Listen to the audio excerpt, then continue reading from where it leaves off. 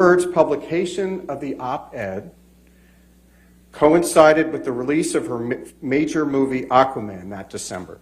And it coincided as well with her announcement on Twitter that she was becoming an ACLU ambassador for women's rights. And in that op-ed, Ms. Heard repeated her false allegations against Mr. Depp. Now, she didn't mention his name. She didn't have to.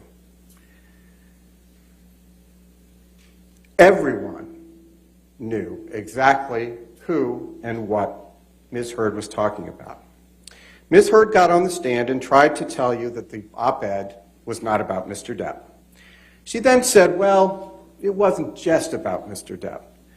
But she couldn't deny, and this was yesterday, that this was at least partly about Mr. Depp. The op-ed obviously is about Mr. Depp, and the testimony at trial proves that. You will recall testimony from the ACLU's representative, an attorney, stating that Mr. Depp's name was included in drafts of the op-ed and that they and others understood that the op-ed was about Mr. Depp. Specifically, the ACLU representative testified, among other things, quote, based on my review of prior drafts of the op-ed, I knew that she was referring to Johnny Depp and the marriage, unquote. Ms. Heard's claim that the op-ed is not about Mr. Depp is just another one of her many, many lies. In fact, what you have seen time and time again through the course of this trial is that Ms. Heard lies. She lies all the time about things that are important and the things that aren't important. She just can't seem to stop. And as Ms. Vasquez said, what she routinely does is she doesn't take ownership or responsibility for anything, and she has an excuse for everything. But in this courtroom, confronted with the evidence, she can't run away from her own words. As my colleague said, words matter, and Ms. Heard is condemned by her own words. So Tom, let's please take a look at the words she used in her op-ed, which is Plaintiff's Exhibit 1, and which Ms. Heard published in December 2018, 2 years after she first publicly accused Mr. Depp of being an abuser on May 27, 2016. The title of the op-ed reads, as you can see, quote, Amber Heard, I spoke up against sexual violence and faced our culture's wrath. That has to change, unquote. Below that, Ms. Heard states, quote, then 2 years ago, I became a public figure representing domestic abuse, and I felt the full force of our culture's wrath for women who speak out, unquote. And below that, Ms. Heard states, quote, I had the rare vantage point of seeing in real time how institutions protect men accused of abuse, unquote. Each of those statements clearly refers to Ms. Heard's allegations against Mr. Depp. And taken collectively, their message and their implication about Mr. Depp is clear, i.e. that Ms. Heard is a survivor of domestic abuse and that Mr. Depp is a perpetrator. The context in the rest of the op-ed makes that clear as well. Consider, for instance, this line, quote, imagine a powerful man as a ship, like the Titanic. That ship is a huge enterprise. When it strikes an iceberg, there are a lot of people on board desperate to patch up holes, not because they believe in or even care about the ship, but because their own fates depend upon the enterprise, unquote. Everyone in Hollywood knew, and everyone in this courtroom now knows exactly what Ms. Heard intended those words to mean. The ship, the Titanic, is Mr. Depp. And Ms. Heard was the iceberg that sank him. That's precisely what Ms. Heard was saying in the op-ed. And in just the same way, everyone in Hollywood knew, and Hollywood and elsewhere knew exactly what Ms. Heard meant by the words, quote, 2 years ago, I became a public figure representing domestic abuse, unquote. That was a clear reference to the day, 2 years earlier, on May 27th, 2016.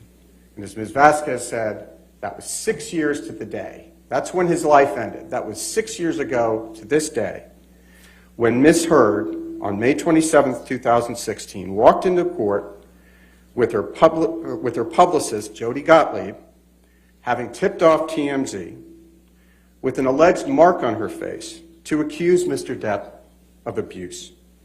As always, Ms. Heard was quite mindful of her image.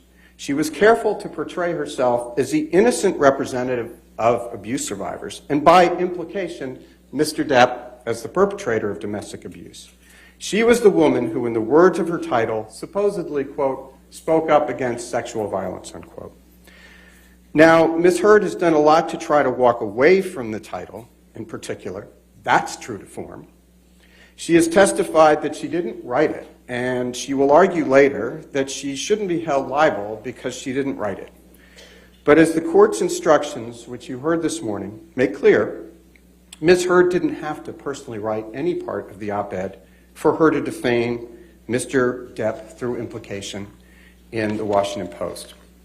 And let's please, Tom, turn to Plaintiff's Exhibit 3.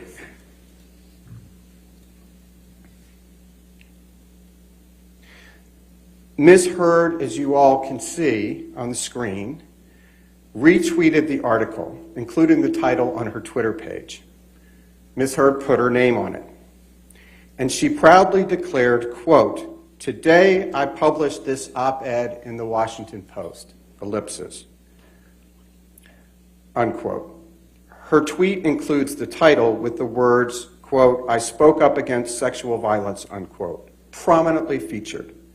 Nowhere in this tweet or anywhere else does Ms. Heard disavow the title. To the contrary, she's proclaiming it. And at the same time, Ms. Heard posted this tweet, she posted another, which you can see right beneath it. Quote, "I'm honored to announce my role as an ACLU ambassador on women's rights," unquote, aggrandizing herself at the expense of Mr. Depp. So make no mistake, this was about Mr. Depp.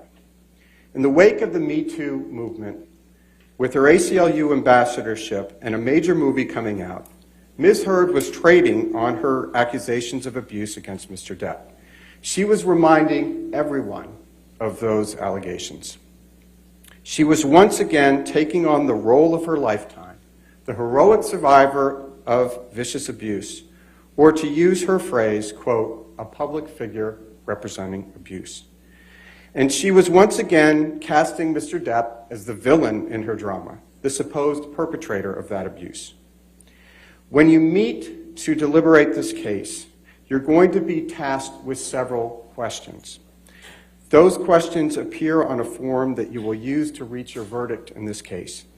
So I'd just like to ask you, please, to spend a few minutes with me going through that. Tom, would you please put up the special verdict form so the jury can see it?